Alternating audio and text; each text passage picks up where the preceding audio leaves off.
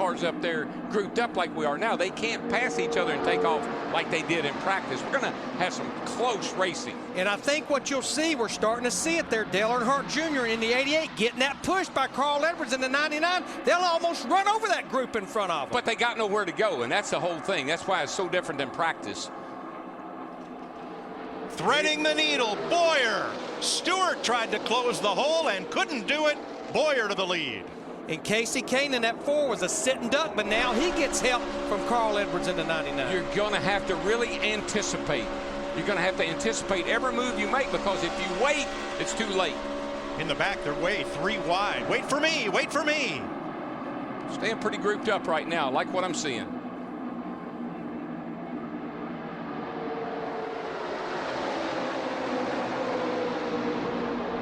Boyer and Earnhardt out front. This is what these guys have been working on for 3 days down here testing, for yesterday all during practice. 2-car breakaways. Get hooked up, leave the field behind, but I don't think you're going to be able to get too far ahead tonight.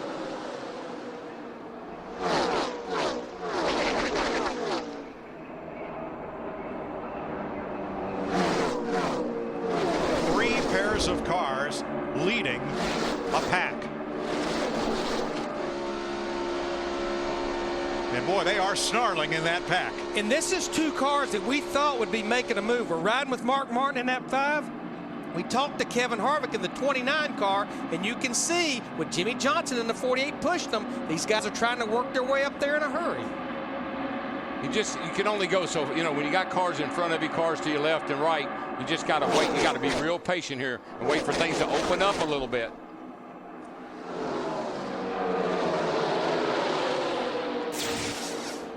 Watch number 97 in blue, Kevin Conway.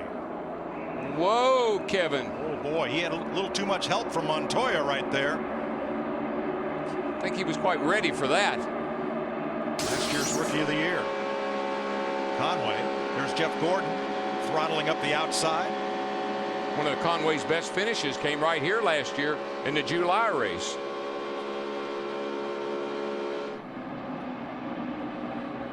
They look coupled together, don't they? It's not the Chattanooga choo-choo, but it's close to it.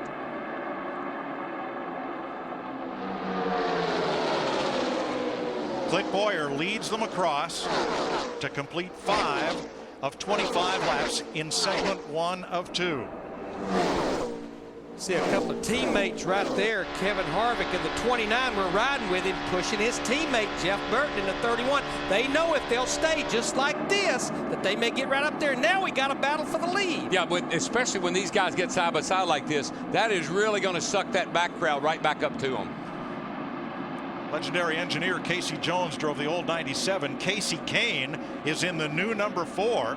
Toyota and a Ford working together, trying to overhaul what is now a 4-car draft. And if they stay like this, Junior. Junior, man, he just put a move on Boyer right there. And of course, Boyer. But you see what Junior did? Junior says, okay, I got you a little out of shape. Let me back up here and pick you up, and let's try that again. Look at the speed, though, of that 31, Jeff Burton and his teammate Harvick in that 29. Looked like they gained 50 horsepower all of a sudden. Well, they gained 20 miles an hour. 20 miles an hour faster than what you can run by yourself. Casey Kane has dropped back by himself. And there's a problem with Kane's mount. He has lost the draft. He's got something wrong with his car. And will come to pit road. Yeah, he's got a problem. Ghost. Yeah, set 4. You coming? Tony Stewart's new drafting partner, Denny Hamlin, on the inside. On the outside, Burton, Harvick, Earnhardt, and Boyer. 3 Childress cars and the Hendrick car of Earnhardt. Last night with telemetry, we saw these engines turning 9,500 RPM. That's an amazing amount of RPM for Daytona.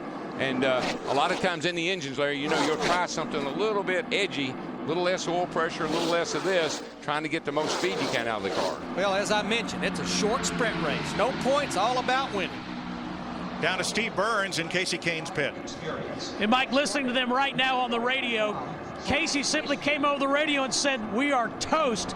They're not sure if it's, Casey didn't think it had overheated, but they've got the hood up on it right now, checking out that power plant. This is Kane's 7th shootout. He has a best finish of 5th. Jimmy Johnson, 5-time Sprint Cup champion, plus 16 positions since the start of the race. That team. Go ahead, Larry. Yeah, this is a couple of cars we talked about at the top of the show. Joey Logano in that 20, pushing Jimmy Johnson in that 40. And that team has done a lot of work since they tested down here. They were not happy with their car. They didn't have speed in the car. They went home and built a brand new car for the 500, and they've really worked hard on this car, and he's from the back to the front. And look at them catch the leaders. They are 7th and 8th. Logano, the orange car, we thought would work with his teammate Kyle Busch, but Busch is mired back in 17th. It's co-opetition. You work with the guy that gives you the best shot at running the best. Doesn't matter what kind of car it is. It's a race car, and that's all you know. Earnhardt and Boyer up top as Casey Kane has gone to the garage. He'll be the first car out of tonight's Budweiser shootout. Look at them go down the back over there. And look at them 3, come. 4, 5 wide. They're going into turn 3. Look at the next group with a big head of steam trying to catch them.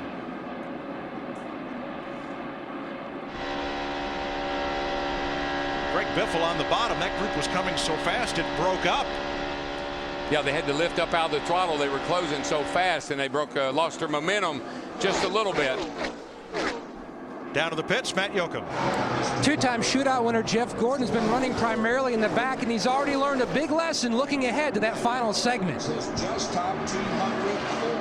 And they're pairing up. We better find us a partner. I mean, not for this run, but for the next one. And he told Jeff Dickerson and Spider, we need to find someone. Right now, he's paired up with the 78 of Smith. We talked about speed. We are already seeing speeds at over 204 miles an hour. Some of these cars getting a push, catching another group. Well, we knew last night they ran 203, and there were a lot of 2-car drafts that did that. Felt like tonight when everybody got out there, the speeds would go up even more. We haven't had speeds here this fast in about 20 years now. Jeff Burton led 2 laps in the 31. First time he's led a shootout in his 6th appearance. Look at all the paired up cars. Why is it that 2 cars work so well, 3 cars in a row doesn't work at all? Well, you got a pusher and a shover, and if you get another car in there, the guy behind, the third guy, messes the whole rhythm thing up. Seeing a lot of teammates, but the one thing about it, that group leading, that's not teammates. In fact, that's a Chevrolet and a Toyota right there. Well, your friends are where you find them. Tony Stewart leads the Budweiser shootout at Daytona. The Budweiser shootout on Fox is sponsored by Budweiser. Great times are waiting. Grab some Buds.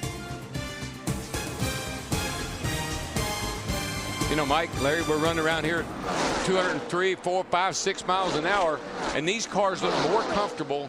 They look like they're doing it easier than they do when they run 195 or 190 miles an hour. Just with ease and no problem. Still 2x2 at the front. Jeff Burton leading. You're watching from Jimmy Johnson. 2 wide inside. This was a lap ago. 2 wide inside. More coming. 2 wide inside. Let's go. Man, that's what he said. That's what Logano just said. Hard. Go, man, go. Teammates on the bottom, Jeff Burton and Kevin Harvick, 31 and 29. A very unlikely pair. Dale Earnhardt Jr. and Kyle Busch paired up, and then Kevin Harvick, 2-time defending champion of this race, with Mark Martin. That right there shows you how much you slow down when you don't stay tied to the car in front of you.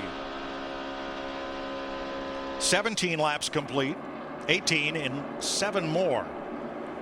We will have the halftime break. The 5 and the 29, they just made the swap up there in the middle of the corner and did it real nice. They didn't lose any time. They didn't lose any speed. And the 22 of Kurt Busch said, you go in front and let me push you and see how that works. And let's explain why they need to do that, Larry. Why one driver just can't stay behind the other for too long. Well, you need air flowing through the front end to cool the water in the radiator. And when you stay back there for so long, you're getting no airflow, so you have to swap. But you want to do the swap as quick as possible because that slows the tandem down the least amount. 9 lead changes among 4 drivers so far. Kyle Busch and Dale Earnhardt Jr. swap positions. And we got to look at the average speed, 190.